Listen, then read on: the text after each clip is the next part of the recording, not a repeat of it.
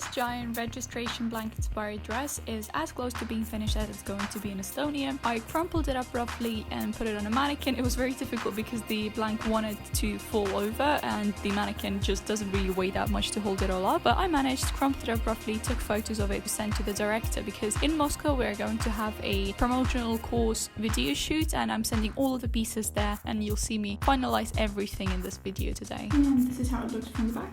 If you remember, for a while there I was a bit preoccupied with the fact that the lining fabric would be bunching up, not exactly the same way as the front, but actually I don't mind it anymore. I think it looks okay, especially because I'm trying to imitate like a crumpled up piece of paper, and this is crumpling up in an unexpected way, which is something that looks pretty organic to me. So I don't think I'll be continuing with that stitching that you see over here. In fact, I might actually even seam rip this, but the tiny stitching that I have on the bottom on the other side I'm probably gonna have to keep, just because it's very tiny, and especially because it is touching the floor, I don't mind it being stitched. I know it looks a little bit different, it's not really perfect because the grey stitching, the grey thread is coming to the white portion, even though I was stitching with the white thread over here. This can be fixed, but I don't mind it. Like, I don't know, I don't think I'm gonna be continuing it up to the entire thing on the back, so I'm gonna leave it just like this. This is also not the final way, as I'm gonna be crumpling it up, especially because I'm gonna be stretching it out, not gonna be crumpling it up anymore right now, just because I don't want to add any more tension to that metal mesh that's on the inside, and I haven't crumpled it up like to the exact very pointy edge because I'm worried that it's gonna break, and that's not something I want to have right before I have filmed it. I am attaching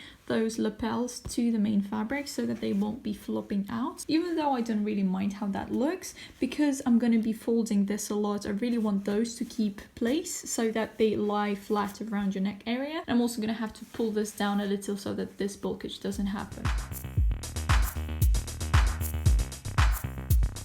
Now, because I don't exactly know how to construct patterns in real life from scratch, I usually go for draping method. So I draped a few things in a mannequin, cut them up, placed them down onto the floor with a ruler on the side so that I could take a photo of it, then project it to scale in Illustrator, trace it, and then import the tracings from Illustrator to Clo 3D, where I could actually create a perfectly fitting piece of clothing that I'm trying to achieve here. I simulated this garment in 3D as a part of my diploma project for Pushka School, where I did my Clo 3D course.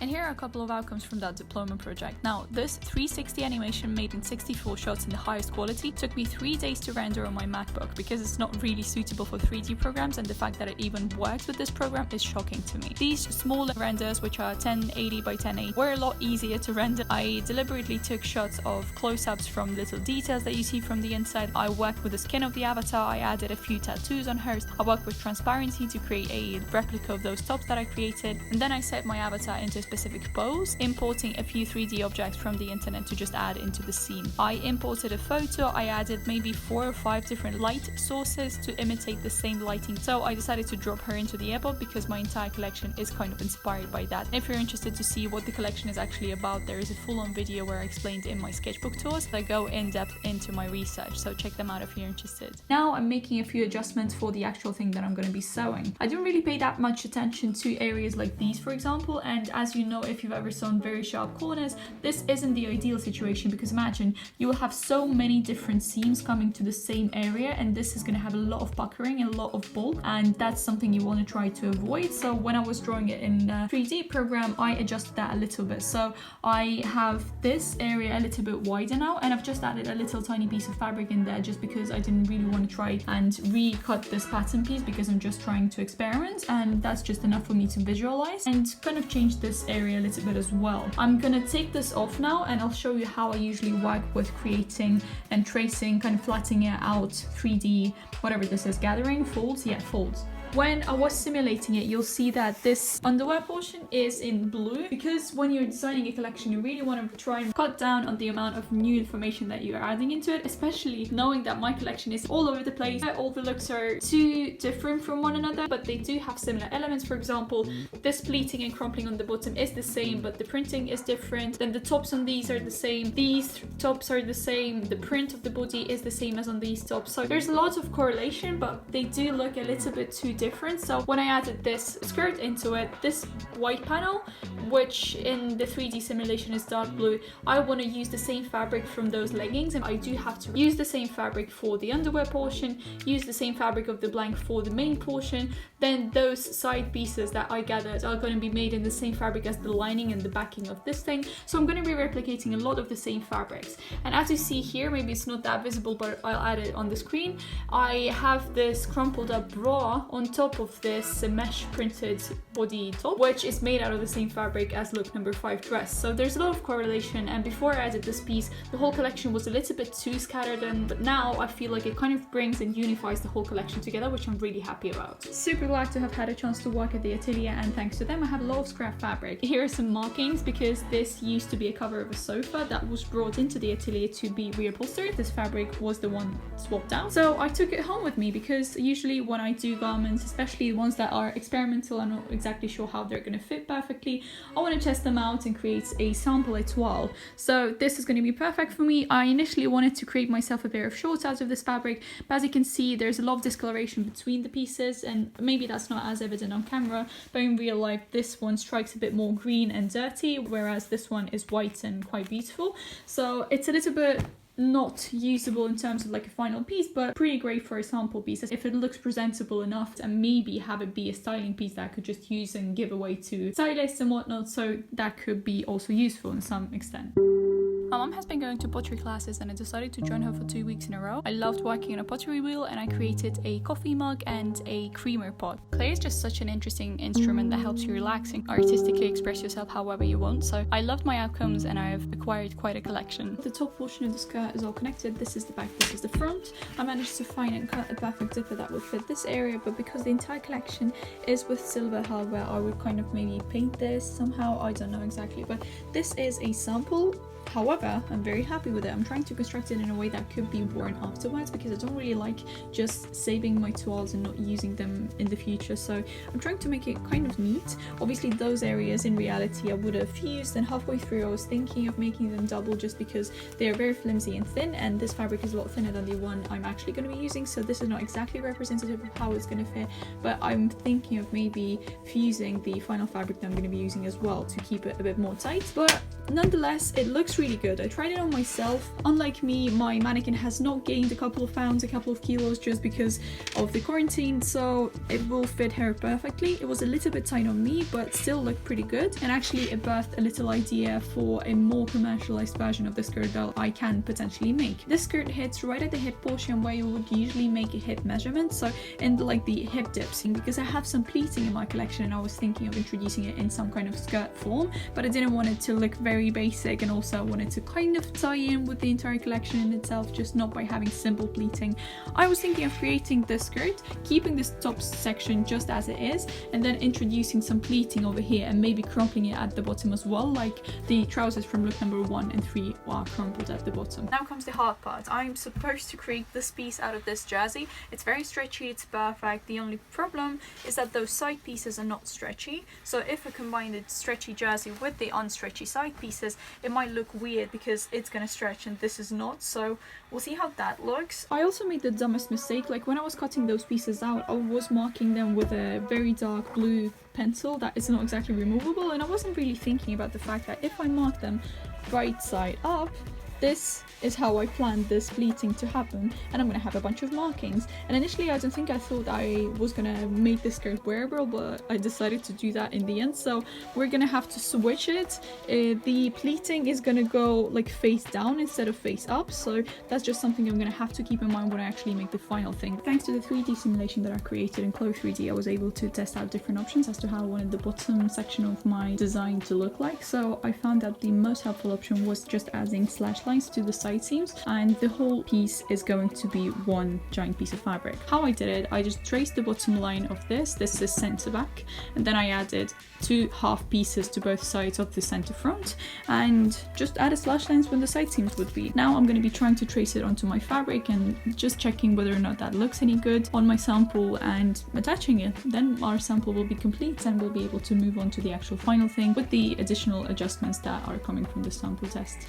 this is how the mock-up is turning out. I'm going to be changing the hemline, probably lifting it up 4 centimeters. I see some flaws right away, so obviously I would not want this gathering to happen, so I'm going to be using the thicker fabric, which is going to be fused and doubled so that it wouldn't also show the transparent lines of seams that you might see over here. Also, this is way too tight. When I was cutting out those side pieces, I made sure to cut them on bias, but I didn't mark the bias line, bias direction on the pattern, so I accidentally cut it on bias like this instead of it going like this, so that it would stretch out and leave a little bit of room for me to walk. So the front doesn't really look that good. However, I like how it is happening on the back. It's way more droopy, and that's pretty much what I wanted, so I'm going to be trying to replicate this sort of folding on the front as well. Obviously you can tell that my waist is not a model waist. I'm like 5 centimeters wider than my mannequin size, and I left a bit of room on the top here so that I could add hooks and eyes, so for the actual thing that would be the closure on the top. But other than that, I'm okay with it actually. I think it turned out fine. I'm happy that I made a mock-up because this would have killed the illusion of those kind of droopy for kids. After a photo shoot that I did for this collection in the end of summer, I realized that these trousers were way too wide in the waistline, so I had to work with them, but because they were already finished, I had to open up the waistline, take off that area which is over the pleating, shorten it, readjust the bias binding on the top edge of the whole thing, and also readjust the bias binding in the center back. Now it was finally time to cut my final pieces for the skirt. It was a little bit scary because that giant piece of fabric that I had printed, I really didn't want to mess up, so I was cutting it out on the front portion because I wanted to see where the print would lie. There was quite a bit of basting happening, so I basted those 2 layers of stretchy fabric together because I didn't want them to move, especially when I started working with the non-stretchy fabric, attaching them to one another, so I just tried to prevent every mistake possible. Finishing the top portion, I top stitched all of the curvy seams as well, just like I did on my 3D simulation. Here's my current stage of the skirt. I've just attached this bottom area, simply top stitched the front portions. There's quite a bit of bulk in this area because I finished everything with this little strip. It's not super neat, but at least it's a lot better than just plain old overlooker, just as I'm trying to do in here as well. I tried not to fold it over the edge and rather just kind of keep it flat because I didn't want it to be bulky, especially when a person is walking. And because I really don't like the look of overlooker, I am finishing it so that if this area is revealed, it's not as noticeable and like fray and lacy like an overlooker would be. I'm going to be basting this.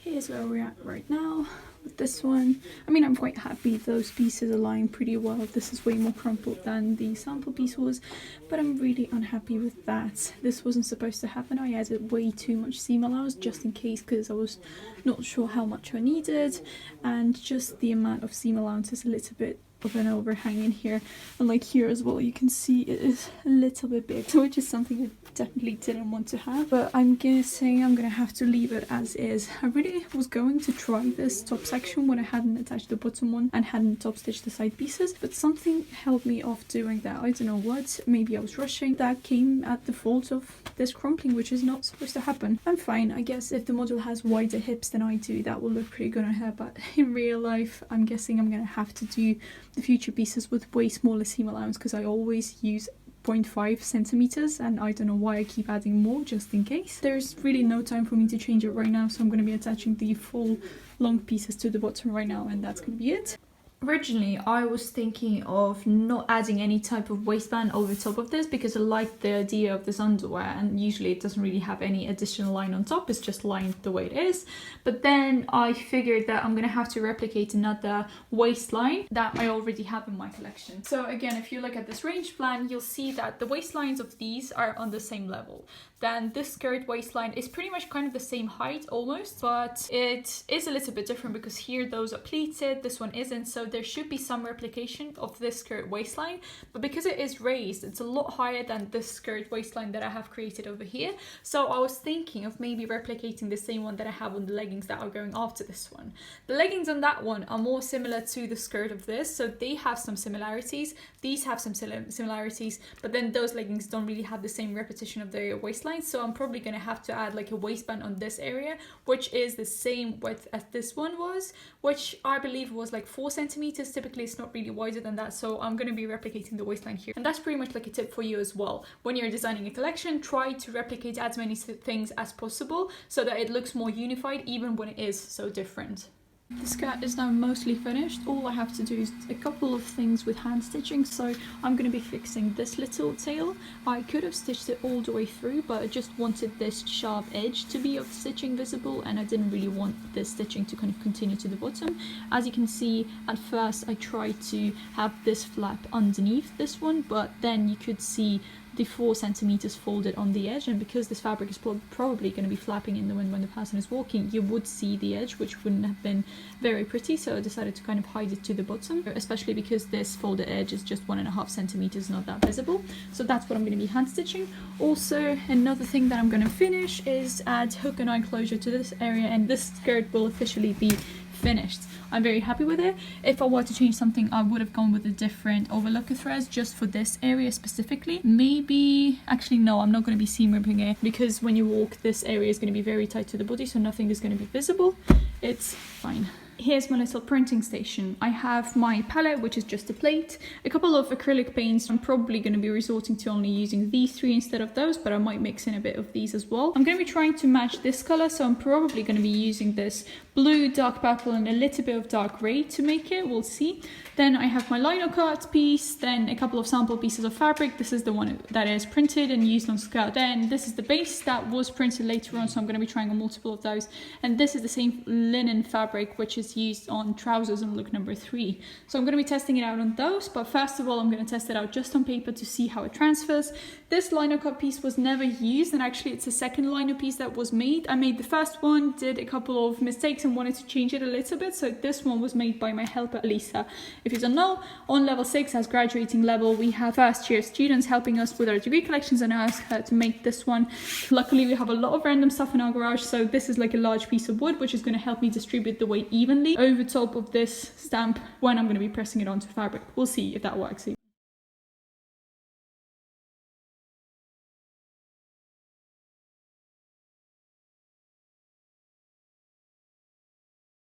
I did not like my prints whatsoever. Because I didn't have an industrial press, it was very difficult for me to work around and create crisp edges, so I just decided to scrap the idea and not print on my final pieces. I really didn't want to mess everything up just a second before sending them to Moscow, so I decided to stay safe and then just print on top of them when I get back. As you can see, the skirt does not fit me because I have a pretty large gap on the back. Because I made this skirt deliberately a little bit smaller for the sample sizes, because we're going to have a lot of the same models on our shoot, and we are shooting a couple of people in the same day, so it's just a lot easier for us to go with sample sizes. Other than that, also the top is not from this look, it's from look number 4, and I just put it on for the sake of keeping it a little more PG, because this mesh shirt is transparent and I didn't want to flash you. For the actual photo shoot though, I was thinking of using this bra top over the top of the mesh, so that this would be like a full look. On its own, I don't think it's like super flattering as a look, but it looks really good in comparison with everything else, and it works in symbiosis. So as you can see, this look that I'm thinking of right now kind of goes along with everything. It's sort of like a mishmash of every other look, and it creates a harmony because it is somewhere in the middle, and I was actually thinking of placing it as look number 4, and then all the rest kind of ties in together because this one is sort of like a mishmash of all the textures, prints and fabrics. So that's the plan for now. I think it's alright. Obviously there are some changes I would make, especially those fucking hip portions that I mentioned before, but that's fine. Like for the photo shoot I think it's gonna look good, for the video shoot I mean, and also for different photo shoots that I'm gonna be making once I actually get to Moscow, which hopefully is gonna happen sometime soon. But yeah, this is it for now. I'm gonna start packing. Right now I'm taking photos of everything so that I can make like charts of which garment goes with which piece, so that the stylist who's actually going to be monitoring the whole photo shoot and video shoot is gonna know exactly how I plan those to look like. In order to ensure that every piece of my collection gets to Moscow safely, my dad got a plasticky greenhouse cover up from a hardware store that we wrapped everything into. Luckily my blank from look number 6 is so big that we could just put every piece of clothing inside of that blank and then wrap it in plastic, so that everything would definitely stay safe and dry and unharmed. So we did just that. Every piece of my collection, my accessories, bags and masks that I made, everything went inside of that blank and plastic, and it was a little bit scary because we kind of had to do that in 10 minutes and I was worried that I would forget something. But before that I took photos of every piece, so I just tried to make an inventory of everything I had to ensure that wouldn't happen. So we wrapped it, taped it up with very strong grey tape and sent it off. And I'm very happy about the fact that I already arrived to Moscow. It only took 3 days, which is shocking. It's there, it's going to be a part of that video shoot, and I'm very excited to see the outcome. Unfortunately, I'm not going to be able to partake, so I'll ask a couple of my group mates to film behind the scenes so that I can share them with you and see myself what's happening. And also the video itself, once it's processed, I'll be able to post it everywhere so that you will see what the outcome actually is. Thank you so much for watching. I hope you enjoyed. Stay tuned for next week because I'm going to be filming my at-home sewing studio tour where I will show you everything, how I organize, how I make my life easier working from home essentially.